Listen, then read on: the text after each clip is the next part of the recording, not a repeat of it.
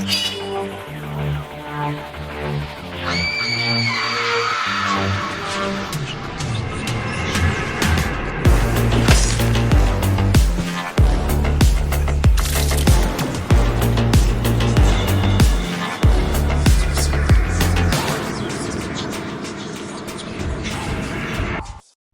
hello everyone. Welcome to another episode of Fright Mic, or if you're new here, welcome. I'm Sam. I'm Liz. And today we are continuing our theme of J-horror. We got another good one coming up on the docket for you. It's so crazy that next week will be our last stop on the J train, I guess. The Japan, I'm ready for a part 2 already. Let's I keep know. it going. There's so many good J-horror movies. We literally were talking about this. We had the hardest time picking movies, and so much so that when we had created our list, we were like, oh, we have to do a part 2. We do. For sure. Coming next year, I'm sure. Right? No, oh my God, there's so many good ones, but we can only talk about so many. And we do have a good gem for you this week. We are talking about Perfect Blue from 1997. I believe the first anime that we are talking about here on the podcast. Yep. I'm so Sure excited. is. I'm so excited to talk about Perfect Blue. Especially because at one point in both of our lives, we were in like huge anime phases. Of course. Oh my God. But yet this one I had never seen.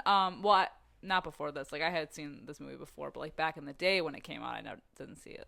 No, I think the first time I watched it was a couple years ago. Yeah, Because same.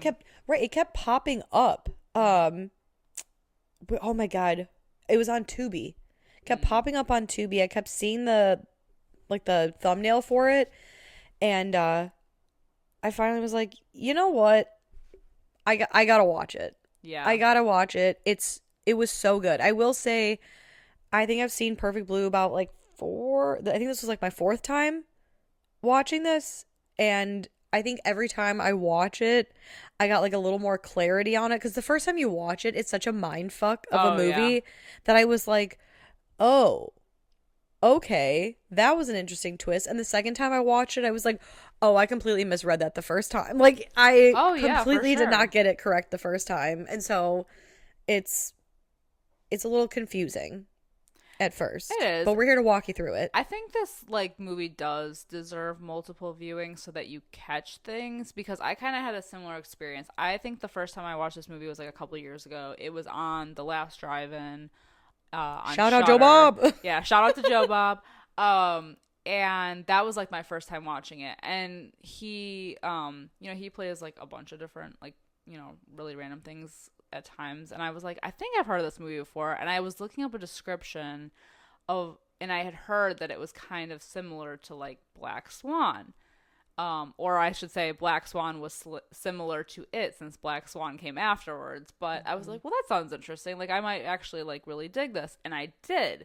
And so this was probably like my 3rd watch of it. And I still like had forgotten things that happened, because the end, like you said, does get kind of confusing, because it's very much of like a mind fuck, like what's real, what's not.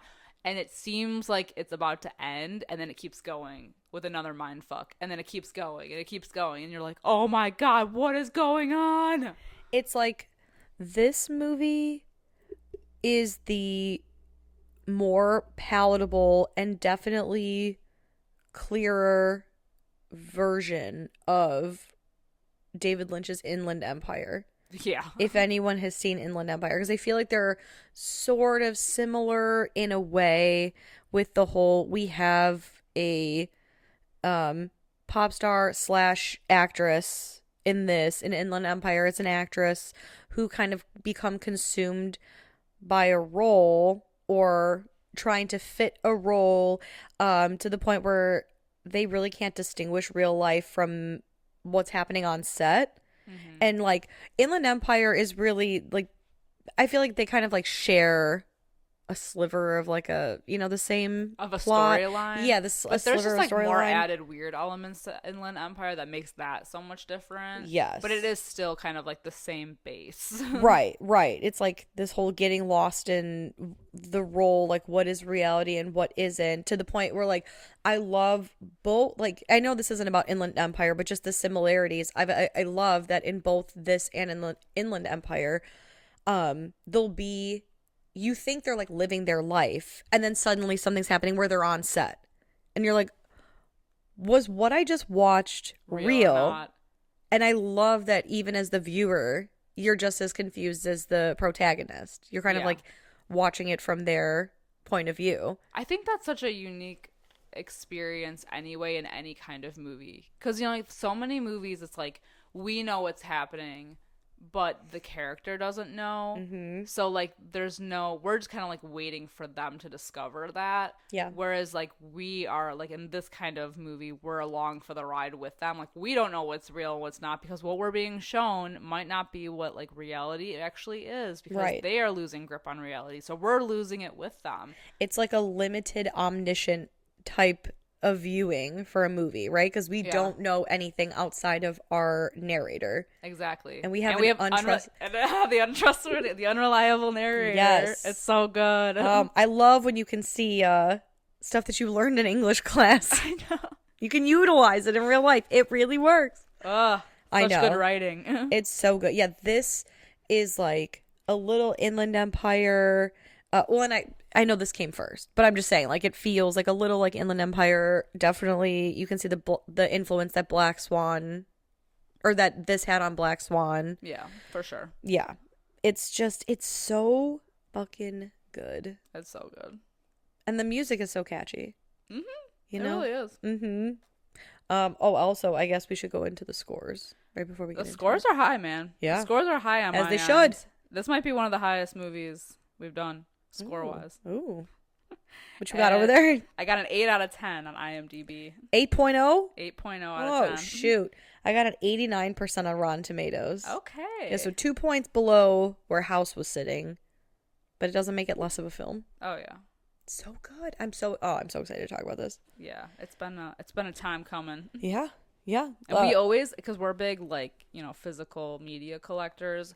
I don't know about you, but I've been trying to find this movie out in the wild for a long time, and I have not been able to find it. It is on Amazon, on Blu-ray. There's a Yeah. steelbook. I know, but it's always fun to find It's the thrill of the hunt. It's the thrill of the hunt. Yes. I mean, I buy plenty of new stuff, Yeah. but sometimes I'm like, I want to like see if I can find it, and Totally. I can't, so I probably will be buying it on Blu-ray or whatever. Well, that's the thing. I also have not purchased. I mean, the steelbook looks dope, Oh, I but haven't it seen is the that whole Steelbook. like finding a copy Yeah. out in the world, Mm-hmm.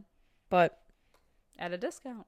at a discount, And I get to support my local resale shops, right? Yeah, instead which of is even Amazon. better. Yeah, exactly. Yeah. But this is definitely one I'm gonna purchase. Oh, for sure, for from sure. Wherever. If anyone is interested in watching this that hasn't seen it, it is. I think we mentioned it. It's on Tubi for free. It's on AMC Plus and Shudder, because I think they're by extension. Yep. That's Like, same. yep, linked. Samesies. So, if any of you guys have that, please check this out. Otherwise, we're rolling right into it. Our main character, our protagonist, is Mimarin. She goes by Mima, but she is 1/3 of the pop idol group Chom, and she's deciding she's going to leave. They're doing a final kind of like farewell performance for her, because she's decided that she's going to pursue acting. And all of her fans are like a little upset about it. She's got quite the rowdy crowd of guys. It's like all guy crowd, Of course. including one particular man in the crowd who is super creepy. Yeah, he's scary. And there's those other rowdy guys who like start a fight. Yeah, they start picking on him because he's obviously creepy and weird. And he, I think, doesn't he, like, he gets beat up, but then he beats them up. Yeah. And And they all get kicked out. right. I love the opening scene here because I love that we get kind of like those intercut shots of the girls performing, and then like basically Mima meeting with like her agents to like get the ball rolling on things at the same time. So we can see like the process of like what this looked like beforehand versus what's happening now. And their song is super catchy. It is super catchy.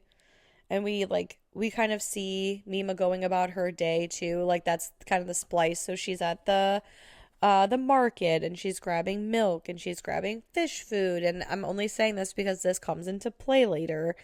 And while she's leaving the performance, somebody hands her a letter. It's like a fan letter. And so later on, she's at her apartment and she's reading the letters. And in that fan letter, it basically says something like, oh, here's a link to this website called Mima's Room. You should check it out. And she's like, oh, so cute. Right. And then it's kind of weird because then she takes the poster down off of her wall. That's the girl group Chom, because she's like, oop, no longer a pop idol. Now I'm going to be an actress. But, she loves her time. She gets, like I said, that fan letter saying, check this link out to Mima's Room. Then she gets a phone call while she's chatting on the phone with her mom. And it's like one of those creepy, breathy, like Black Christmas type prank calls. Yeah. And then, because this is 1997, she gets a fax. And the fax, just like in all different like fonts and styles or whatever, it just says traitor. So immediately we're kind of led to believe like, oh, something's up. Somebody's watching. Exactly. Hello. Is that a Rockwell song? I always feel Somebody's watching me. Oh, so good. I love her little apartment too. It's total side. I know. Side note. It's just so cute. So cozy. It is really cozy. Honestly. I love that. I know. Yeah, so basically she goes like straight to set. Like I don't know how much time has passed from like what we were shown before to now, but she's basically on set, and already like the producers are talking about, because she has such a small role on this like TV show that's happening. It's just one line. It's a one line, but she's like so nervous about it, and they're already talking about getting her like a bigger role. And it's like, it's almost like half of them don't even know that because they're like, oh well, she's like a pop idol, like people they're not into all that, like watching that. And they're like, no, she quit all that, she left it behind to start acting. So then everyone's like interested, like, ooh, we could really make her something. Right. Yeah, she wants to like totally shed her pop idol image, much to the dismay of Rumi. Rumi is Mima's manager. And then we have Mr. Todokoro, who is her agent. And they're kind of with her throughout the movie. And Rumi is so upset by all of these changes.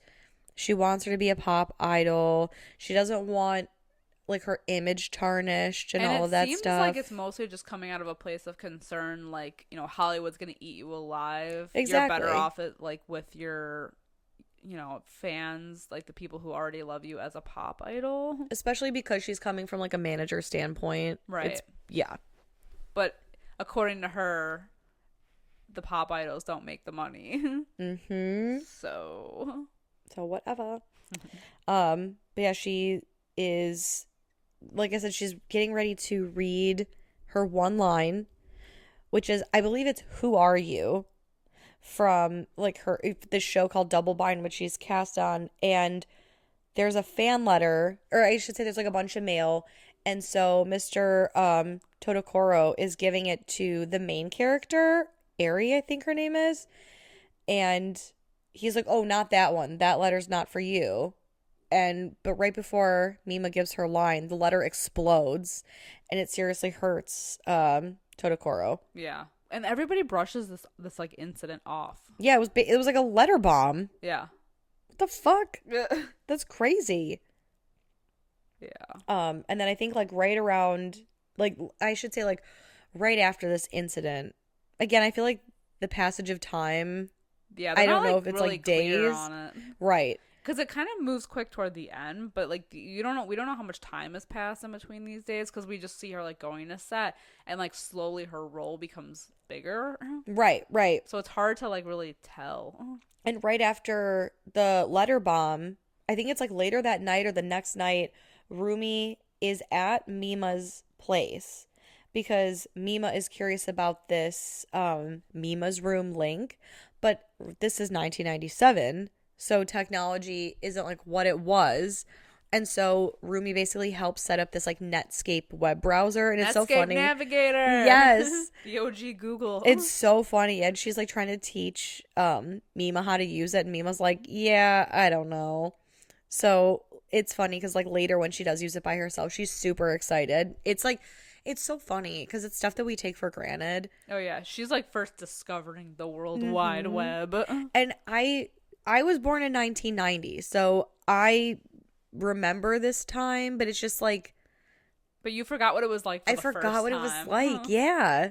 And it's so weird to see. It's kind of like in Pulse too. Oh, They yeah. kind of do the same thing in Pulse, which is like another J horror. Yeah. Of just going into these, I don't know, it's like a trip down memory lane or something. It is. Yeah. Wild. And she's so excited. And she's like going into the Mima's room like website that she was given, and she's like, well, this is so cute because there's like pictures of her doing things, and then she like slowly realizes that there's like almost like diary entry level like style stuff in there, and she's kind of like, well, how did this person know that I was doing this? Because it's kind of like describing her day and her thoughts, but it's not her writing them, it's someone else. And the details are really specific. Like it said, oh, this morning I took the train and I stepped out with my left foot first instead of my right foot. And that, you know, it always throws me off when I step off with my left foot instead of my right foot. And, you know, I went to the store and I had to get the cow brand milk and, you know, these special fish flakes or whatever. And that's what we saw earlier was her at the store. And so Mima's like, how do you know? How does anyone know that? Confirmed stalker. Confirmed stalking. That's so scary. Yeah, and It's she's so like creepy. immediately paranoid Yeah. from this point on because I mean, rightfully so. Shit Gets weird. Well, it gets even weirder because then she goes to work the next day and there's all these reporters and stuff hanging out. They say good morning to her, which, by the way, when she gets off the train to go to work, she's about to step with her left foot and hesitates and someone like pushes her. But it's just like, it's again, this like whoever's writing Mima's room just really is like on her mind. And all these, I guess, reporters are like, oh, good morning, Mima, how are you? And one of them's like, oh, they get so rude when they become an actress. But we see that creepy guy from the crowd. And when she gets in the elevator, she kind of sees him standing outside. And as the elevator doors close, she kind of reads a newspaper article where it says like, oh, there was a hit and run victim. And the suspect is, you know, still at large or whatever. And the victim's in critical condition. And we see it's one of the punks from The show. her show. Uh-oh. You better watch out. Big old You yikes. better watch out. Yeah. Not good. Not good. And meanwhile, her two co-singers of Chom are like, they're hitting the charts and everything. Yeah, they're like, I think, what are they, number 81 or something? Number 80, yeah, 81 or something. 81, 89, and she's yeah. like, hey, we've never been on the charts before. Incredible. Incredible stuff. It has like the same energy as Mike Wazowski and Monsters. Oh, yeah. Yeah. I can't believe it. I was on a commercial. Same energy. So true. I forgot about that part. And they totally like It's like one fraction. Yes. They put the logo over his face. Amazing. Yeah, it's the same energy. Yeah, so they hit the charts at 83 without her. So they're like thriving, really. Yeah. And we see, like, basically throughout the movie, we kind of see discussions about Mima's career, and there are talks of her filming a rather racy scene, which kind of sets up her whole story arc. And it's a rape scene at a strip club. And Rumi, of course, is outraged. Absolutely not. No way. How could you do this? And Mima, who's in the room, is like, no, I'll do it. Yeah, she's trying to prove herself after all. Mm-hmm. So she thinks this is the best way to do it. She's got to cut her teeth on, something. Mm-hmm. Bust her ass. So she is, oh my God. She's going to, what was I going to say? Oh yeah, she was going to film the scene where she was raped in the strip club, which is such a long scene. It's so long. It's so It's awkward. brutal too because they keep stopping, Uh-huh. and it makes you wonder like how they actually film scenes like that, like Right.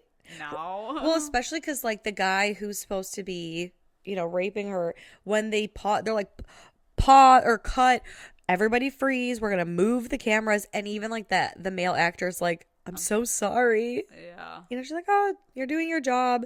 But And it's brutal just too because like obviously in the scene she's supposed to be distraught and everything. yeah, But we've seen her already be distraught like in reality because of everything that's happening to her. So it almost kind of feels like at some points it's like, is she really like yelling stop? right. Like, is she really upset or is she acting? I feel like it's got to be one of those things. You have to have like a safe word or something. That's what I was thinking know? too. Especially because like she's like okay by the end of it, or we think she's okay, and then she goes back home and she like breaks down Yeah. about the whole thing. It reminds me of, if anyone has seen that movie, what is it called? Be My Cat, a film for Anne.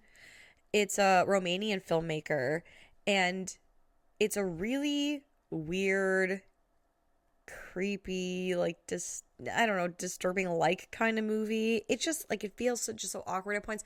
But this guy, he's a Romanian, and I believe the movie takes place in Romania, but he basically wanted everything to feel natural, and so he told the actors, anything that I say to you in English, I am a character.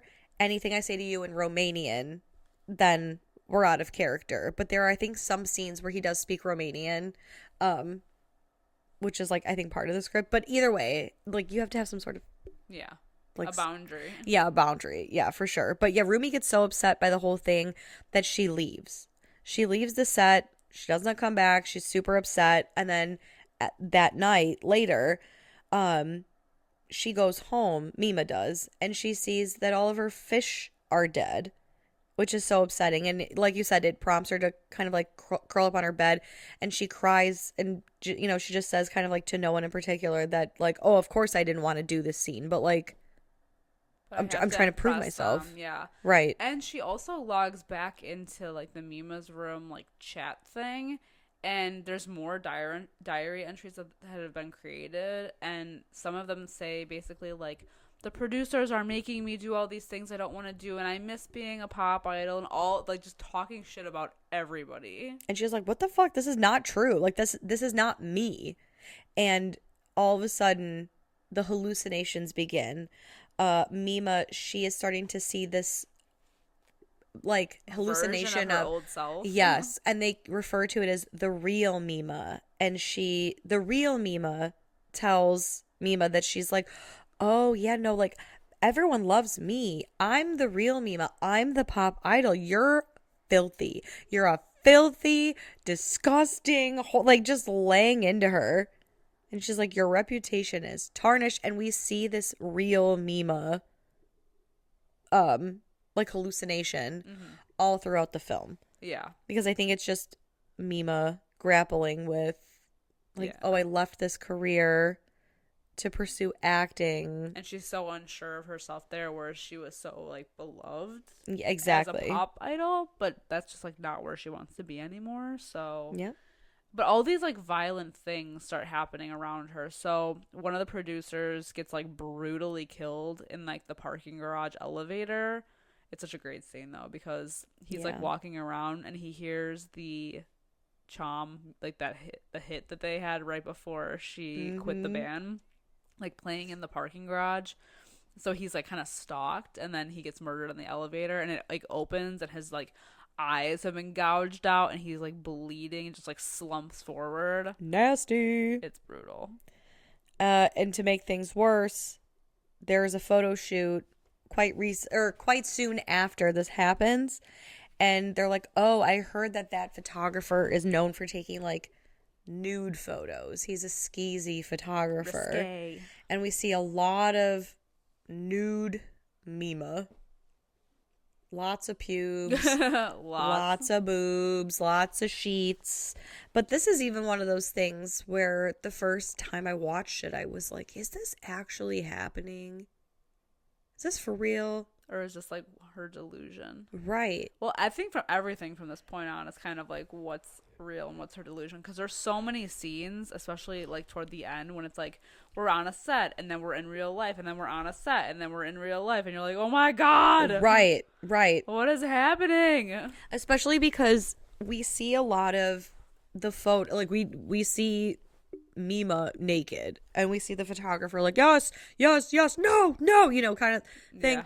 But then we cut to a certain point where like Mima's in the bathroom and the real Mima hallucination is kind of fucking with her again. Mm-hmm. And so I was like, and I think it's Tadakoro who's banging on the door and he said, hey, are you ready? We're all waiting for you. You agreed to do this.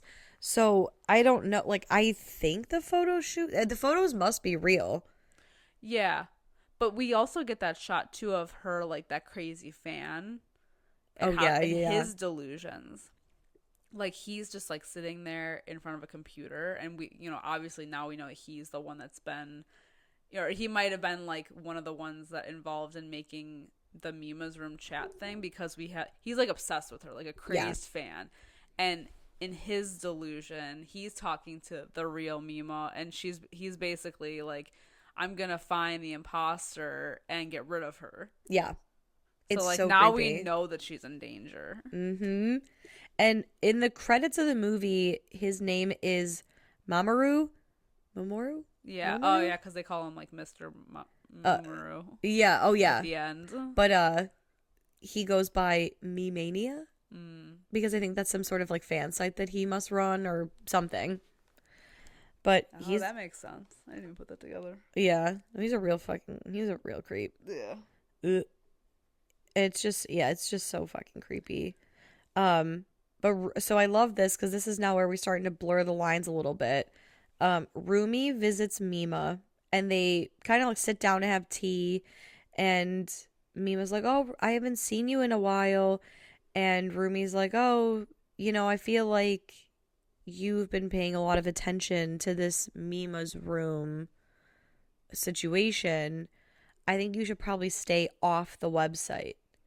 And Mima kind of opens up to Rumi and is like, oh, well, it's just so weird who this other, like this other person pretending to be me. And, when does the lie become the truth? And the lines are so blurred and, what's real? And she squeezes the teacup to where blood is pouring down her hands. And she's like, is this blood even real? And the next thing you know, she's on set. Yeah. And it's like, oh, was any of that real? Because then we cut shortly after back to Rumi going to visit Mima, and she's like, I haven't seen you in so long. And she's like, I was here yesterday. Right. And so it's like, what the fuck? She's and like, at one point, she even looks at her hands to see like if Uh-huh. they are indeed cut. Mm-hmm. And on the set, we keep seeing this Mimarin guy too. And I just love that the show that she's on, this set, the show is called Double Bind, and it's two, I think, detectives trying to basically figure out a murder. And throughout the show, so Mima's character is the little sister of a woman whose, I think, boyfriend was, I can't remember now. Yeah. Boyfriend was murdered or somebody was murdered. Oh yeah, the sister I think was murdered. I think the sister was murdered because they're trying to figure, that's why they question her in the beginning. Yes.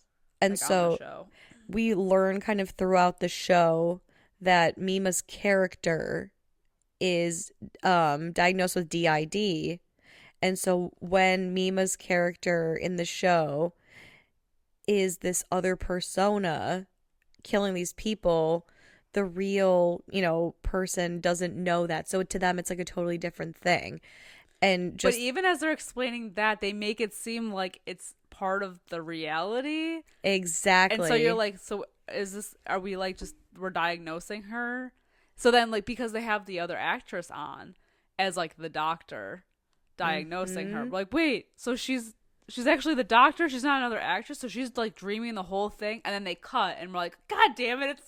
They're acting out a scene. I know. Well, especially too because Mima's character has to look at her reflection and say like, "Oh, yes, like I'm a pop idol." But then it like zooms back out and they do the whole scene again where she's like, "Oh, yes, like I'm a model because the sister who was murdered was a model." Yeah. And so it's just those like double scenes where like that's what makes it so confusing the first time you watch it where you're like, "What the fuck? What is What am I happening?" watching? And then there's the other producer that gets killed with the screwdriver. Oh, by the pizza person? Yeah. He's the photographer. Right. Yeah, the photographer. That's Yeah. what it is. Yeah. So he gets killed too. And Mm-hmm. it looks like Mima. Yeah, right. Like the they're pretending to be the pizza delivery person, Right. and they got a hat. Yeah. And when the hat gets knocked off in the struggle, And so we're like, what the fuck? So she did. And then the next morning that she wakes up and she finds the bloodied clothes in her room, it's like, oh my God. well, and now hear me out. So like we do get a lot of scenes too where Mima is doing something and she wakes up in her bedroom. Or at least it looks like her bedroom. And did you notice that everything in her bedroom gets like a lot dirtier and Yeah. like, more claustrophobic feeling? Uh-huh. Because like it's like it started off being like clean and cutesy and everything just like slowly gets like trashed. I I don't so like this morning when she wakes up, right? She's obsessed with this Mima's room website. So she reads the Mima's room website. She's like, "Oh, let's see like are you having a better time in life than me?" And this Mima's room writes, "Oh, I went clothes shopping in Harajuku. You know, I love to shop." And it shows a bag of clothes.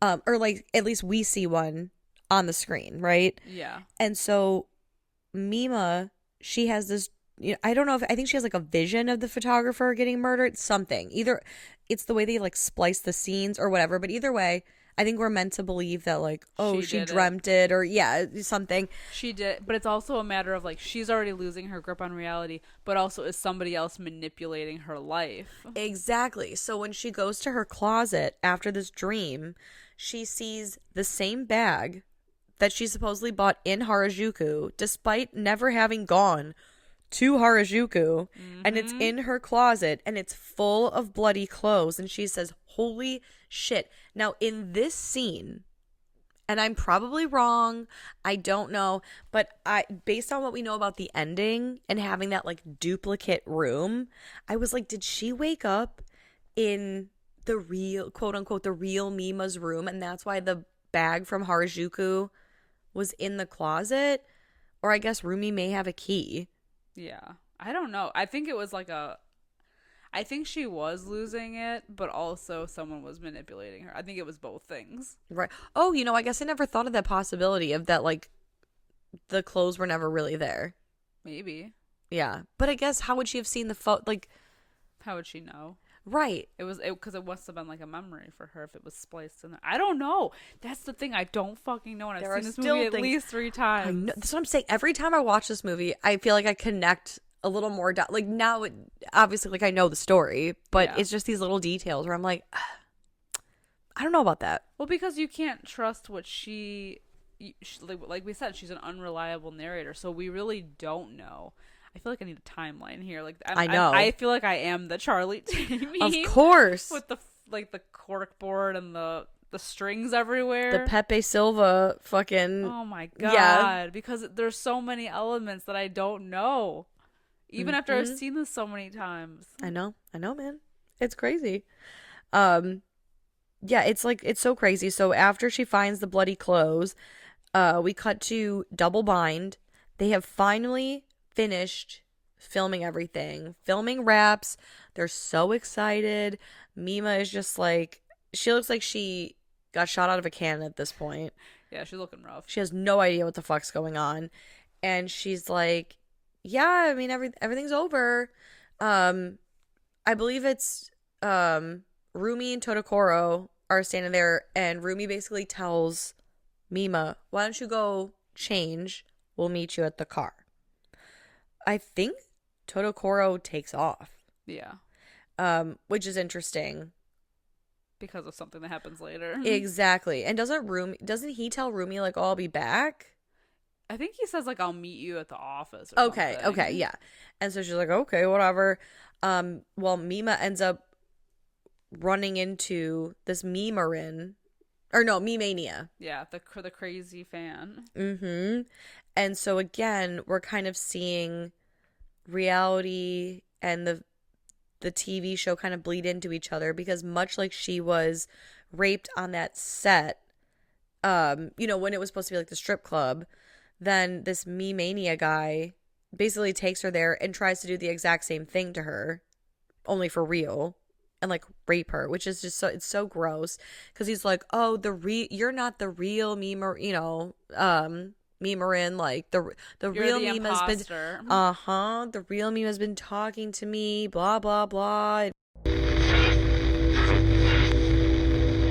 Enjoy the podcast, like what you hear, and you want to hear more? Well, you're in luck. We have a Patreon. That's right. If you don't know, we talk about new movies on our Patreon. We do monthly rewinds, so that way you can find out what we are watching between our main episodes. Sometimes we craft spooky cocktails to match our theme of the month, and watch parties galore. So much fun over there. Head over to patreon.com/Fright Mic podcast to check that out. Again, if you want to hang out with us a little bit more, then support us over on patreon.com/Fright Mic podcast. And we'll love you forever. Okay, bye. And she thinks that he's the one that's been killing all the people around her, like the producer, the photographer, and sending the letter bomb. Right. Because who else would it be? He's creepy. He's a creepy creeperton, stalker, and now an attempted rapist. Yeah. But luckily, Mima does get away. There's a little bit of a struggle, which ultimately results in him dying because she beats him in the head with a hammer. Oh! Mm-hmm. Good. Good for her. It's brutal. Yeah. And he collapses on the stage, so she runs and grabs Rumi. And Rumi's like, oh my God, I was worried. What happened? And she was like, you gotta come. The body, just take a look. And when they go, the body is gone. And so because she's been such an unreliable narrator to this point, you're like, you what the hell just happened? Bitch. Yeah, you crazy bitch. And Rumi's like, it's okay. I'll take you back. I'm going to take you back to Mima's room. Mm-hmm. Ooh, what does that mean? What does that mean? What the fuck does that mean? But it's messed up because when she gets back and she wakes up, she's like, before I do anything, I have to call Mr. Todokoro, just to like kind of check in or do something. And we see his phone ringing and he's dead, but also his body is right next to the body of the crazed fan. Mm-hmm. Mm-hmm. So what's up with that? Right. What in the good goddamn? And this is when Mima realizes that she is in fact not in her own room. It's a room that looks similar to her room, but it's not quite right because her Chom poster is still up, which she took down in the beginning. Her fish are alive. Seemingly. I don't know. They look like they're just fake. Because they're floating. They're not really moving. Yeah. And also the view outside of her window is different. Not the same. That's suspicious. Mm-hmm. That's weird. Mm-hmm. I always think of Cardi B. Yeah. That's suspicious. That's weird. It's true. And she's like, oh, fudge. I'm not in my room. And we do know that Rumi is also there because she calls out for her. And now we see the real culprit behind this whole GD thing. It's Rumi. Who is the obsessed fan. She is. She is the one. She's dressed like her. She acts like her. She is obsessed with her. Mm-hmm. She's the stalker. She's like the Yolanda to Selena. Yep. You know? My God. Yep. And she's dressed like Mima when she was part of Chom.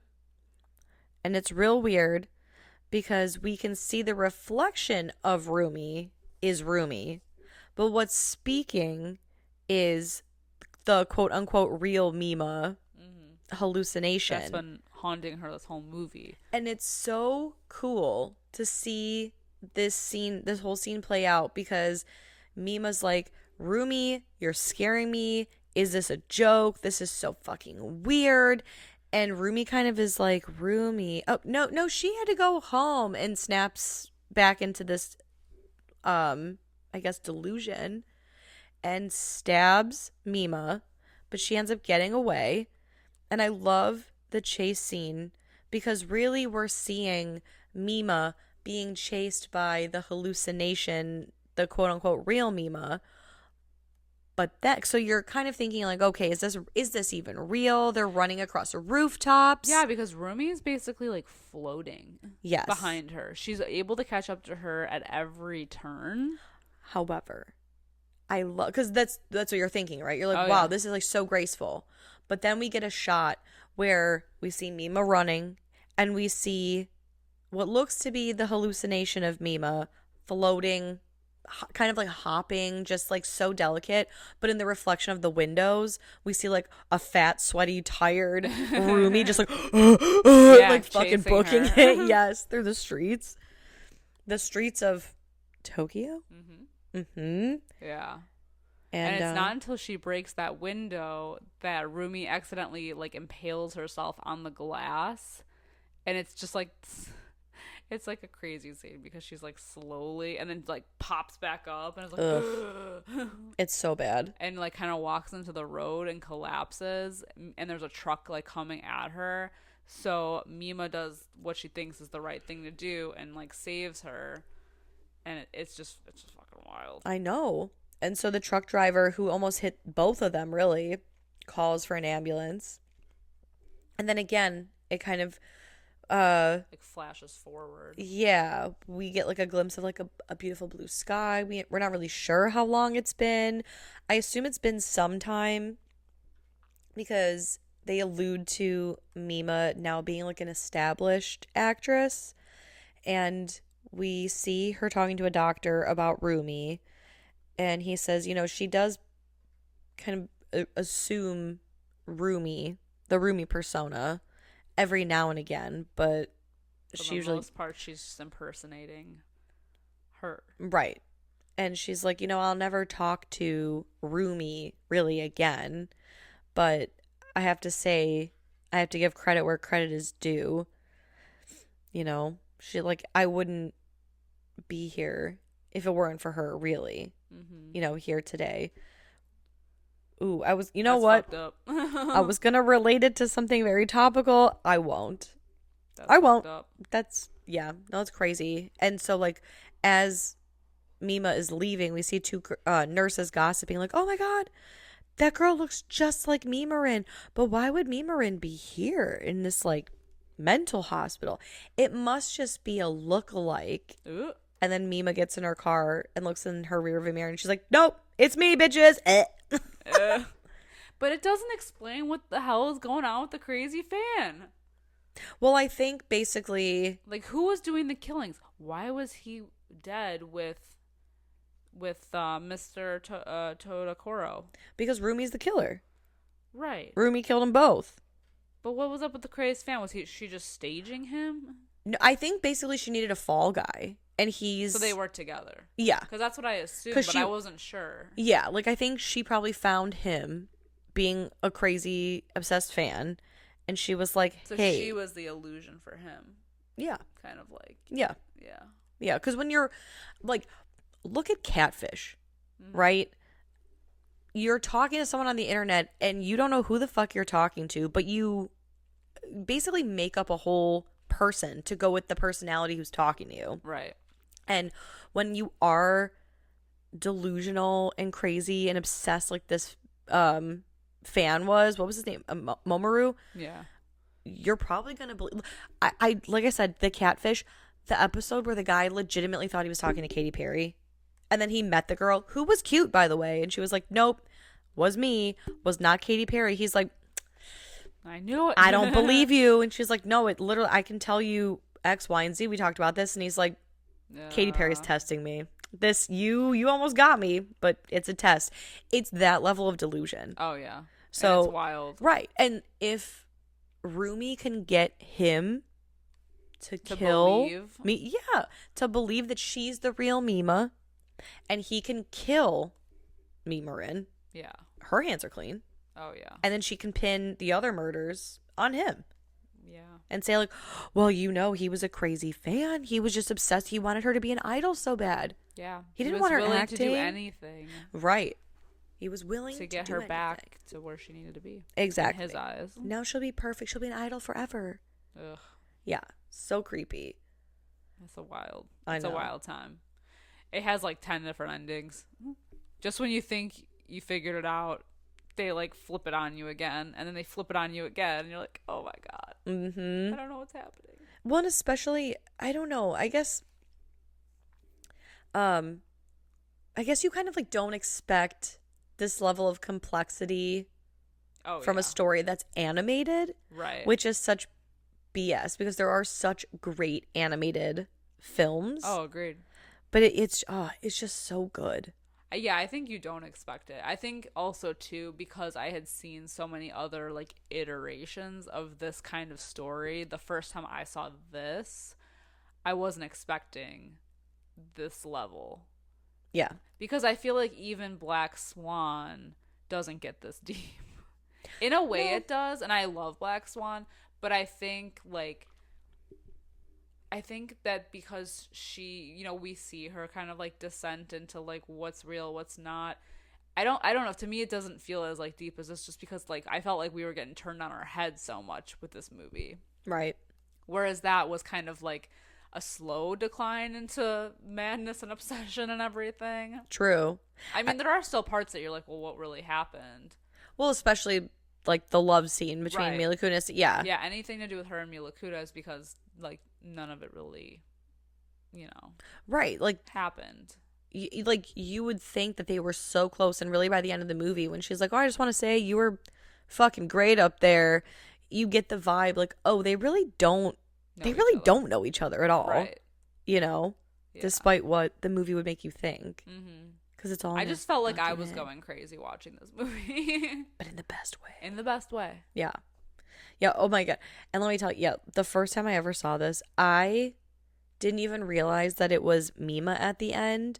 The first time I ever watched this movie, I legitimately thought like all these things with the doctor from Double Bind were true, and that That's she what was I thought too. Yeah, I thought she was the one that they like. It was all a dream. Exactly. Like Eri was the one that Rumi was like obsessed with, but she had this other persona of like this Mima character.